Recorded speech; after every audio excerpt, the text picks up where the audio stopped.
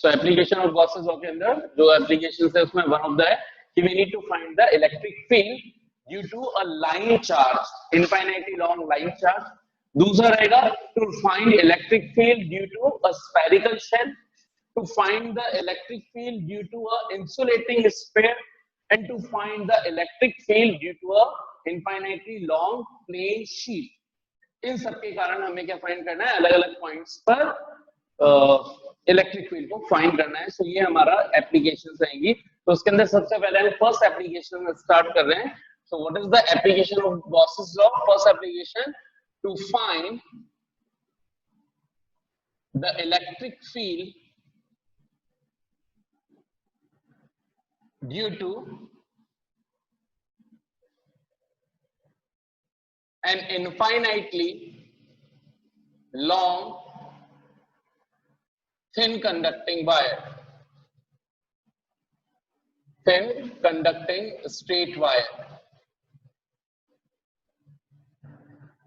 तो एक thin straight wire दे रखा है, कंडक्टिंग वायर दे रखा है और उसकी लेंथ कितनी है, इनफाइनाइटली लॉन्ग. इसके कारण हमें क्या फाइंड करना है, इलेक्ट्रिक फील्ड फाइंड करना है किसी डिस्टेंस पर. यानी कि कुछ कुछ ऐसी सिचुएशन दे रखी है, हमें यहां बना रहा हूं.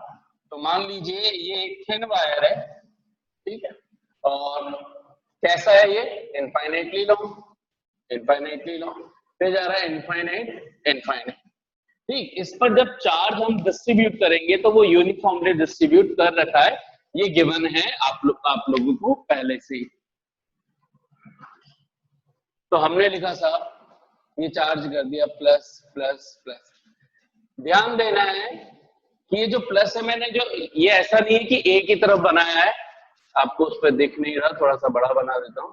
Plus plus plus plus plus plus, ठीक है. तो पूरे पे डिस्ट्रीब्यूट है ऐसे ही, सो इधर भी डिस्ट्रीब्यूट है ऊपर और नीचे तक. आपको बोला गया है कि इससे किसी भी पॉइंट आर पर ये डिस्टेंस, अगर इस लाइन से कोई सी भी एक परपेंडिकुलर डिस्टेंस मान ली, कहीं से भी ले ली, क्योंकि इनफाइनाइटली लॉन्ग है तो आप कहीं से भी एक डिस्टेंस मान लीजिए.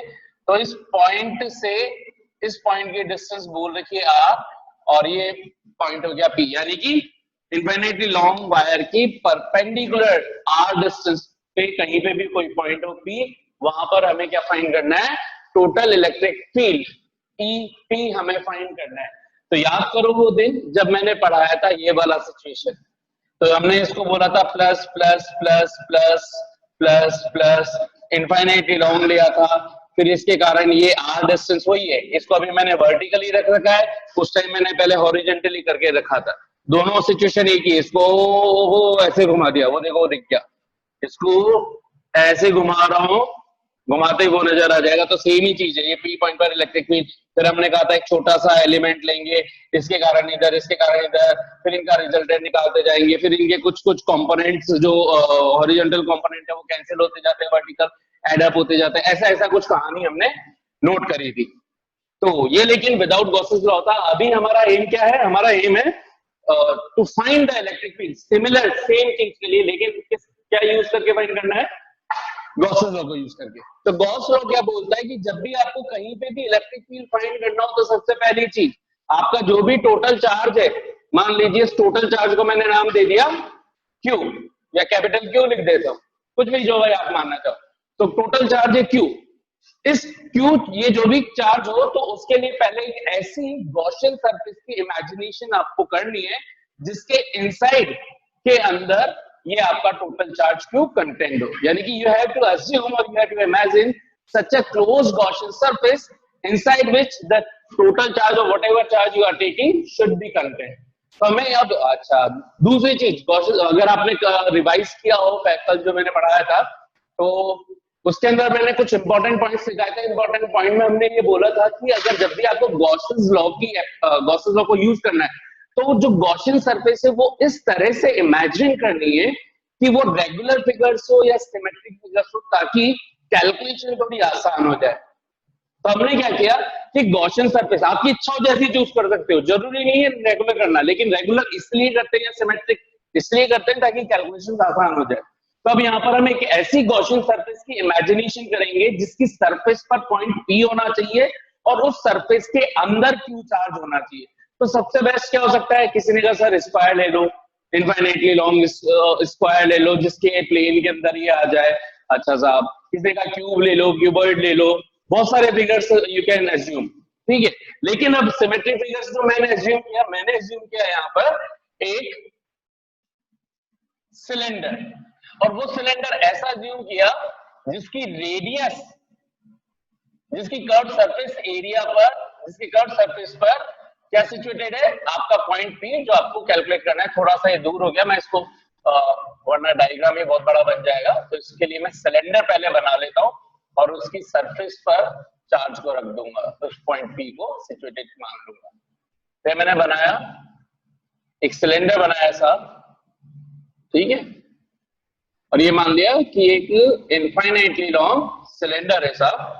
इनफाइनाइटली लॉन्ग नहीं है साहब, ये एक फिक्स लेंथ का है। वायर जरूर इनफाइनाइट लेंथ का है, तो जिस पर चार्ज प्लस प्लस है, लेकिन गॉसियन सरफेस हमने एक एज्यूम कर ली। वो कैसी सरफेस ली हुई है, एक फिक्स लेंथ का एक सिलेंडर L, इसकी लेंथ मान ली L, इसकी रेडियस मान ली R ही होगी, obvious सी बात है, जिसकी कर्व्ड सरफेस पर पॉइंट P है। यानी कि अब यहां रखूंगा तो भी इससे परपेंडिकुलर डिस्टेंस P, ये P पॉइंट से परपेंडिकुलर डिस्टेंस लाइन वायर की R ही आएगी। कहीं पे भी देख लो आप, यहां से लूंगा तो भी यहीं पे आएगी, इधर लूंगा तो भी ये R ही आएगी हमेशा। तो एक चीज आप लोगों को ये क्लियर हो जाना चाहिए कि जो हमने गॉसियन सरफेस एज्यूम करी है वो एक R सरफेस, R रेडियस और L लेंथ का एक सिलेंडर एज्यूम किया है।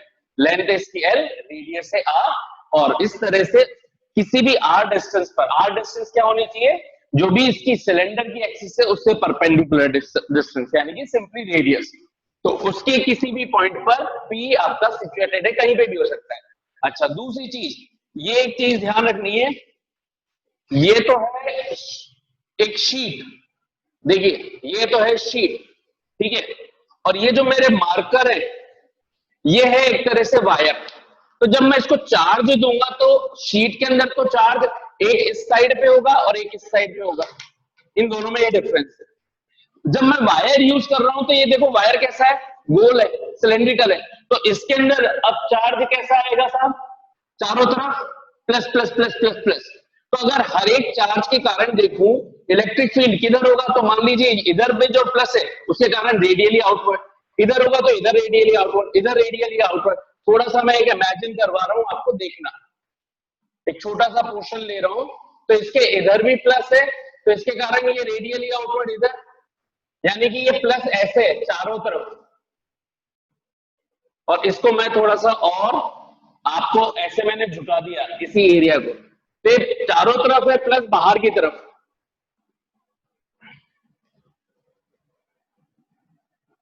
ये 3D भी बना रहा हूं साहब मैं इसका।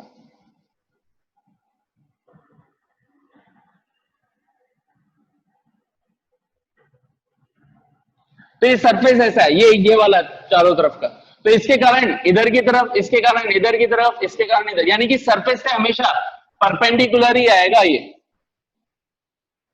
तो एक्चुअल में ये दिखाने के लिए बहुत बड़ा बनाया है, ये इस तरह का ही रहेगा आपका, जैसे ये मेरा मार्कर है, मार्कर के चारों तरफ। तो अगर ये यहां पर एक है जहां पे मैंने अपनी फिंगर रख रखी, तो वहां से बिल्कुल इस लाइन में, इस जगह है तो इस जगह से इस लाइन में, इस जगह है तो इधर की तरफ, इस जगह है तो इधर, यानी कि इस ऊपर वाले हिस्से के लिए समझना, एक पॉइंट इधर, एक पॉइंट इधर, एक पॉइंट इधर, एक इधर, एक इधर, यानी कि जो इलेक्ट्रिक फील्ड होगा वो चारों तरफ बाहर की तरफ रहेगा, इस तरह से कि ये जो कर्व्ड सरफेस एरिया है उससे इलेक्ट्रिक फील्ड हमेशा ऊपर की तरफ आएगा। तो अगर मैं इस सिलेंडर को ऐसे लेटा दूं ऐसे, तो अब पूछो तो ये प्लस ऐसे इधर की तरफ ऊपर वाली सरफेस के लिए, तो इलेक्ट्रिक फील्ड की डायरेक्शन क्या होगी, रेडियली आउटवर्ड, और रेडियस इसी डायरेक्शन है। इधर वाले प्लस के लिए पूछूंगा तो इधर की तरफ ऐसे, सामने से देखोगे तो ये ऐसे नजर आ रहा होगा। तो ये चीज भाई आप लोगों को क्लियर हो जानी चाहिए। मेरे को जल्दी से बताइए कितने लोगों को ये वाला कॉन्सेप्ट कर रहा हूं। तो अभी कॉन्सेप्ट हमें समझ में आ चुका है कि चारों तरफ चार्ज होने के कारण उससे इलेक्ट्रिक फील्ड ऐसे ऐसे ऐसे रख दूं तो इलेक्ट्रिक फील्ड ऐसे ऐसे कर्व सरफेस एरिया के चारों तरफ परपेंडिकुलर, तो ये ऐसे घूम जाना चाहिए। ये मैंने एक मार्कर फंसा दिया, ये देखिए यहाँ पर, तो मार्कर, ये जो मैं मार्कर घुमा रहा हूँ, ये कट सरफेस के परपेंडिकुलर है, इधर हुआ तो इधर हुआ, इधर हुआ, हमेशा इस एक्सिस के परपेंडिकुलर ही हो रहा है सभी डायरेक्शंस के अंदर। अगर ऐसे खड़ा कर दिया तो देखो इस पॉइंट पर ये जो मार्कर की डायरेक्शन है, ये इलेक्ट्रिक फील्ड की डायरेक्शन को बता रही, इधर हुआ तो इधर हो गया, इधर हो गया, इधर हो गया, यानी कि एक्सिस तो ये वाली है और ये मार्कर जहां पे भी है वो हमेशा इस एक्सिस के परपेंडिकुलर ही चल रहा है। और ये ध्यान से देखें तो ये सारी इलेक्ट्रिक फील्ड लाइंस कौन सी है, कर्व्ड सरफेस एरिया के परपेंडिकुलर। बिल्कुल साहब, बहुत अच्छी बात है, समझ गए आप लोग, बहुत बढ़िया। तो आगे अब हमारी कहानी स्टार्ट करते हैं। तो ये एल लेंथ का हमने ले लिया, एल लेंथ इधर शो कर देता हूं मैं, ये वाली एल लेंथ। तो इस पी पॉइंट पर जहां पे हमें फाइंड करना है, कहीं पे भी आप ले सकते हो, पी पॉइंट बता ही दिया, वहां पे हमने एक कर्व्ड सरफेस एरिया, इस पूरे कर्व्ड सरफेस एरिया को, इस पूरे सिलेंडर को तीन पार्ट से मिलकर के बना हुआ मान लिया। One of the part is top part, another part is bottom part and another part is curved surface area part.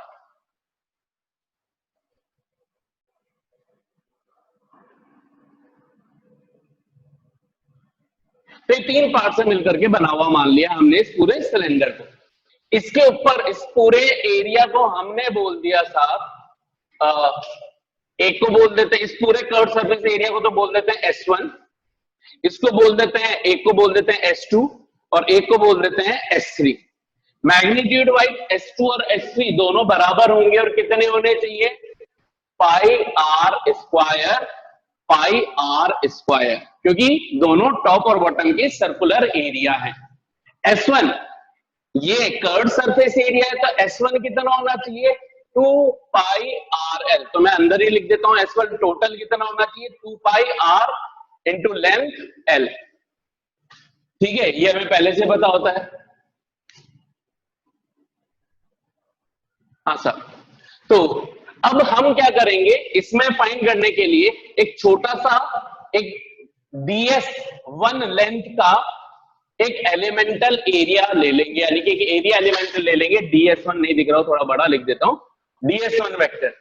ये ऐसे पूरे curved surface S1 surface area को हम मिलकर के बना हुआ मान लेंगे, किससे, DS1 DS1 DS1 DS1। तो जब हम इंटीग्रेशन करेंगे DS1 का, तो ये DS1 का टोटल इंटीग्रेशन क्या मिलना चाहिए, कौन सा एरिया मिलना चाहिए, total curved surface area 2 pi R L. ये चीज आप लोगों को समझ में आनी चाहिए।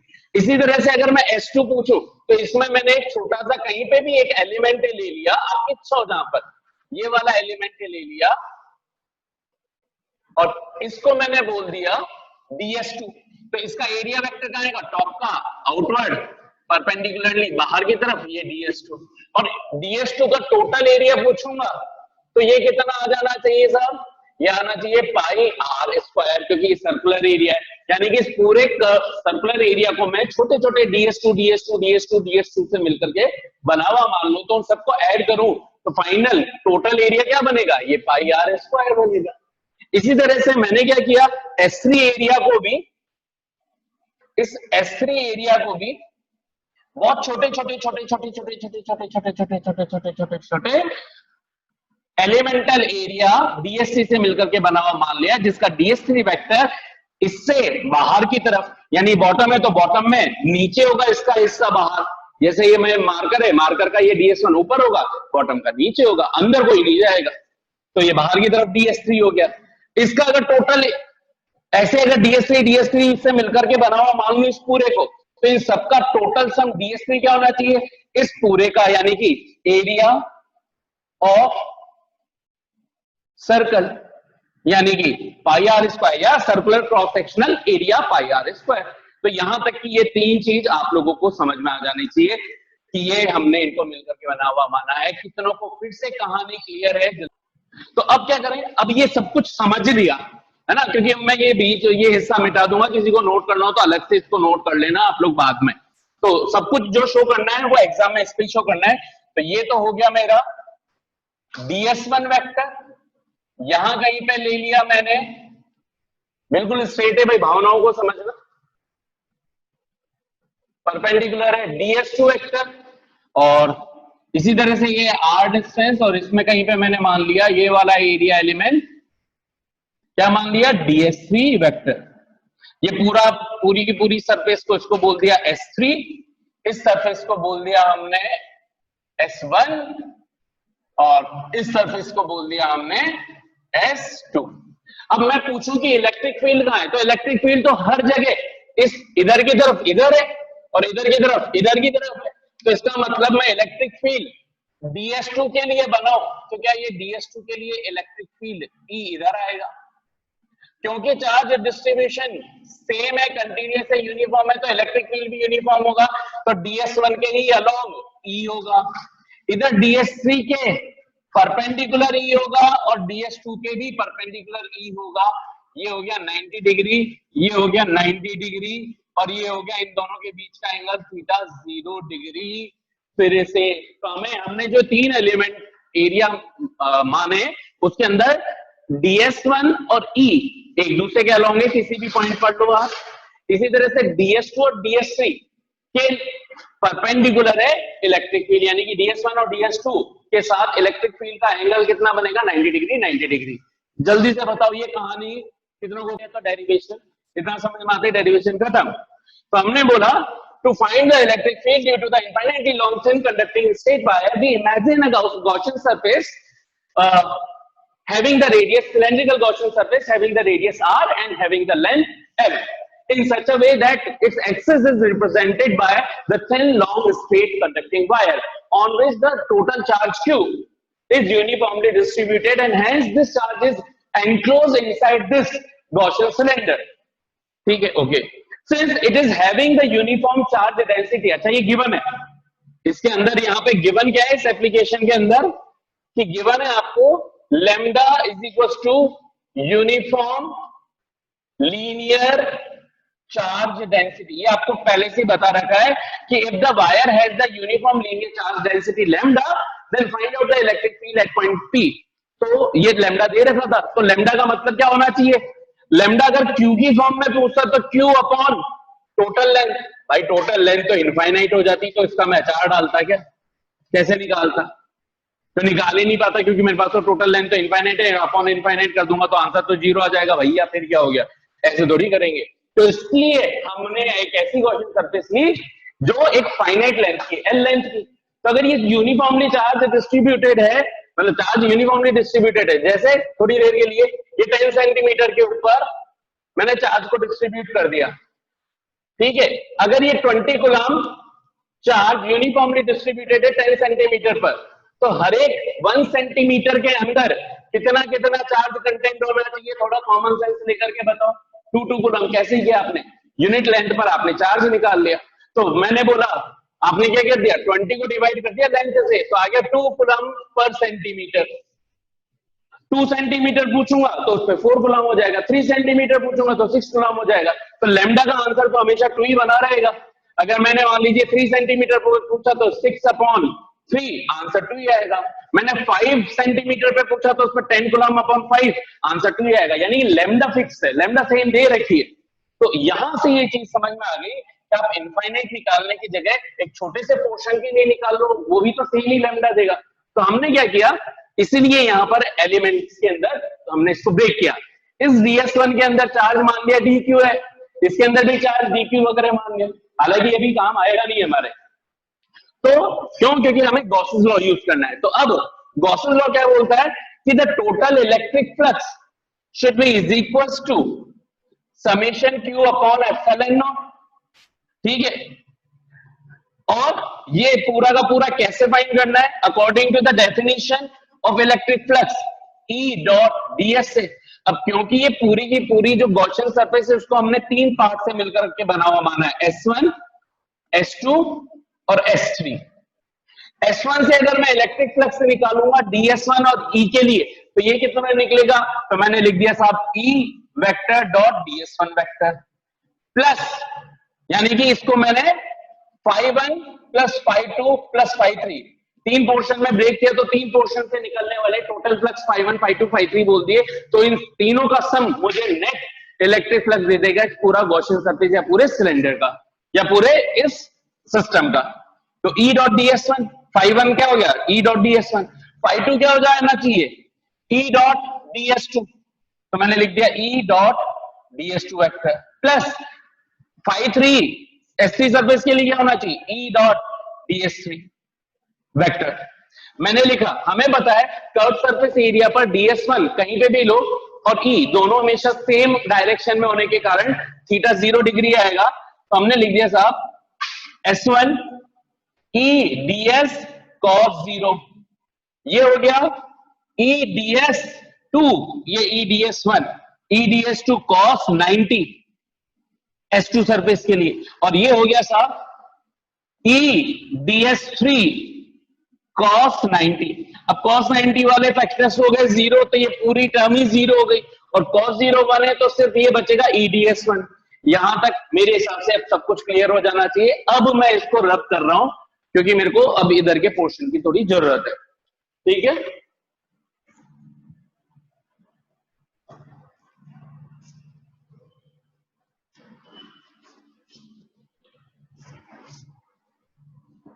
तो यहां पर मेरे पास फाइनली बच क्या रहा है, जितना हो सकता है उतना तो इधर ही लिखता हूं, phi E is equal to close integration of E ds1। हाँ भाई लास्ट 10 मिनट से चल रहे हैं हमारे पास, 10 मिनट्स के अंदर अंदर ये वाइंड अप भी हो जाएगा और खत्म हो जाएगा अभी, है ना। तो ई ds1 क्या ई चारों तरफ सेम ही है, चारों तरफ ये भी ये भी ये भी ये डायरेक्शन अलग अलग है, इसकी डायरेक्शन ये, इसकी डायरेक्शन ये, इसकी डायरेक्शन ये, लेकिन है तो यूनिफॉर्म चार्ज डिस्ट्रीब्यूशन के कारण मैग्नीट्यूड वाइज तो ई ई ई ई ई ई ई ई ई, तो ई क्या हो जाएगा कांस्टेंट होने के कारण इंटीग्रेशन से बाहर आ जाएगा, और ये क्या बना अंदर सिर्फ ds1।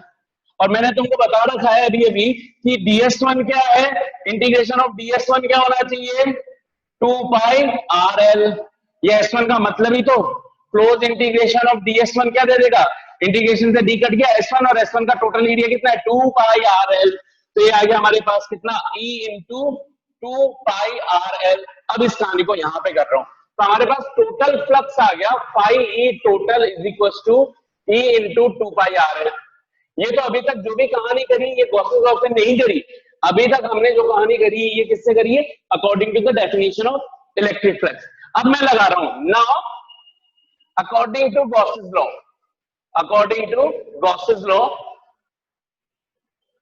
हाँ भाई गॉसेस लॉ क्या बोलता है,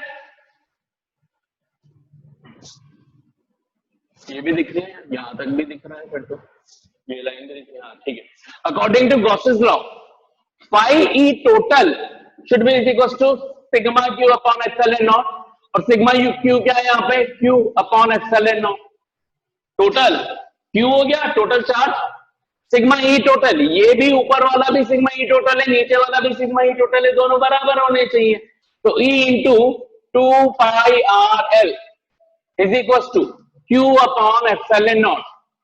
किसी को दिक्कत हो जाएगी भैया कि क्यू अब कैसे, क्यू तो हमको पता ही नहीं, हमको तो लैम्डा दे रखा था, तो लैम्डा की टर्म्स में क्या क्यू लिखा जा सकता है, बिल्कुल लिखा जा सकता है। क्या लिख सकते हैं, since lambda is equal to क्या हो जाएगा क्यू, जो चार्ज हमने इसमें कंटेंट माना है, हमने कितना चार्ज कंटेंट माना क्यू चार्ज कंटेंट मान लिया, या आप इसको क्यू टोटल मान रहे हो तो इसके अंदर अंदर जो चार्ज मैं ले रहा हूं एनक्लोज चार्ज वो स्मॉल क्यू मान लो, तो फिर मैं यहाँ पे स्मॉल क्यू ले लूंगा और यहाँ पे स्मॉल क्यू ले लूंगा, सिग्मा क्यू फिर क्या मान रहा हूं जो गॉसियन सरफेस के अंदर चार्ज कंटेंट है वो एल लेंथ के अंदर, तो एल लेंथ के अंदर चार्ज कंटेंट हुआ क्यू, तो लैम्डा कितना हो जाएगा क्यू बाय एल, तो यहाँ पे लिख रहा हूं lambda is equal to Q by L, total charge enclose inside the Gaussian surface and total length on which it is content, तो लैम्डा हो गया इतनी लेंथ पर कंटेंट है ना, ये यहां से लेकर के यहां तक तो चार्ज कंटेंट है, और ये लेंथ कितनी है एल लेंथ, इस एल लेंथ पर मान लिया क्यू,